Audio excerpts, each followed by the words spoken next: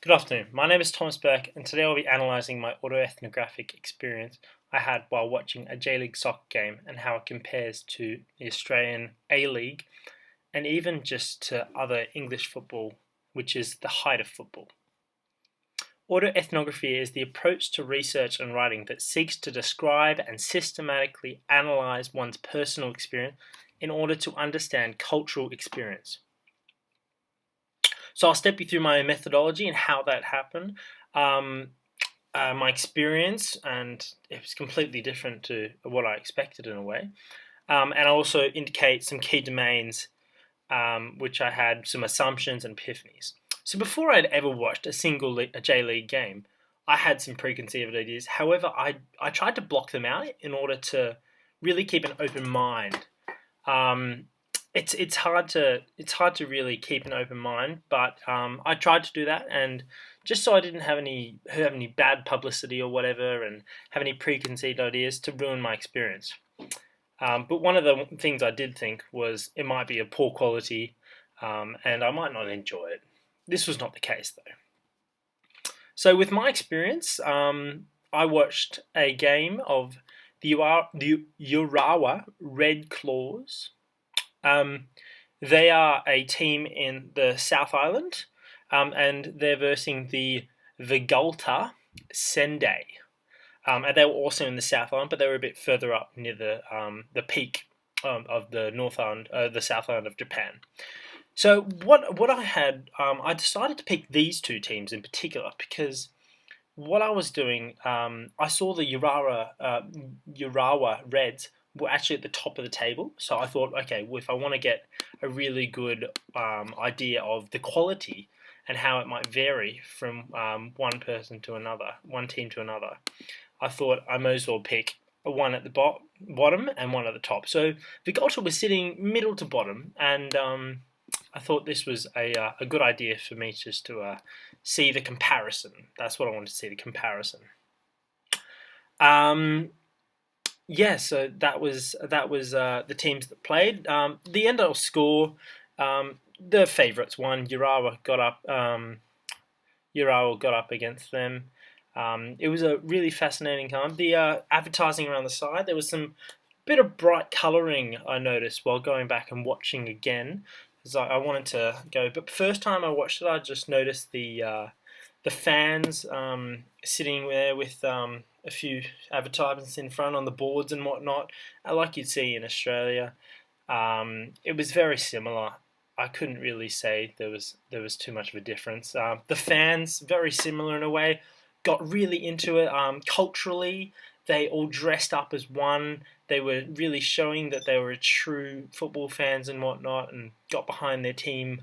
It was a home game for Urawa, so it was a 2-1 win, and they were really cheering hard by the end of it. The players, they played a very on-the-ground sort of football style, and was really good to watch, honestly. I really enjoyed it. I didn't think I would, but I really did. Very smooth football. Physically, the Japanese are not as intimidating, so I definitely thought that physically they would just get bumped off the ball all the time by the bigger players, because some of the guys are 5 foot nothing almost. But that's just their cultural, how they culturally are, and you can't change that really much. But they're not the most physically intimidating of group, but they definitely knew how to handle their body and play a style of football that could get the body behind and between the player, and that was really good. This was different to the A-League because obviously the players are more built in the A-League. I didn't think it was as skillful. I thought the skill level in the J-League was better than in the A-League. And obviously Australians are more physically built that professional sportsmen in Australia and in the A-League in particular. But yeah, it was definitely an interesting experience. The uniforms was a red and white. Urawa was in red, but I don't know what the actual first kit would be for Vigulta Sendai, because they played in their second kit because it was away. It was very similar though, I thought, very similar. Culturally, there was no differences apart from the writing on there. The advertisement was very similar. Yeah, it was nothing like too tight fit. I noticed the advertisement, like I said, it was just definitely something that I stood out to me. So the 4 focus points are the access, organization, representation, and mediation. So I had a bit of struggle watching it. Japanese people in Australia might actually have a lot of trouble accessing the J League because it's just really hard to be able to get onto and access. You need to know how to type in Japanese almost sometimes, because I looked up links and I couldn't really find too much in English. So maybe Australians who are fanatics of the J League would have a real struggle with this. I had to look at a few different sites and try and find a HD link, because you don't want to be watching a game without HD. But when I found one, it was in good quality and they had very good filming equipment over there. So they're definitely up with the speed culturally, and everything seems to be on top. The organisation, the J League was different in a way, but it was very similar in other ways. I definitely felt the same sort of vibes that the J League had. It was good, I thought.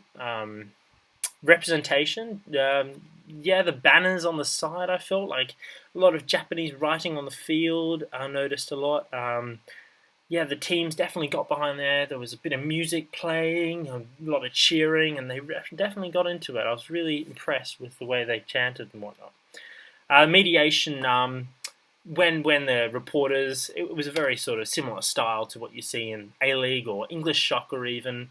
The player's bio at the start came up, and yeah, it was very similar. The announcers obviously were in Japanese, but I couldn't understand too much. But I definitely enjoyed listening to it, even though it was in Japanese. But yeah, it was very similar to globally. So if you think Japan's different culture, it was very similar globally, I thought. That was definitely my experience. However, some people might have different experiences. But culturally, I thought Japan were very, very, very similar with their soccer. And considering soccer is one of the fastest growing sports in Japan, it'd be really interesting to see how the J League can improve over the next few years, and hopefully their cultural background is going to get behind them, because they're more into other things like wrestling, sumo wrestling, and that's kind of died out culturally a bit. So soccer's kind of taken over globally. It's kind of globalization of soccer has come in, and I thought it was really good. I thought they definitely held their own when it came to the league, and I'm sure it'll continue to grow in the future.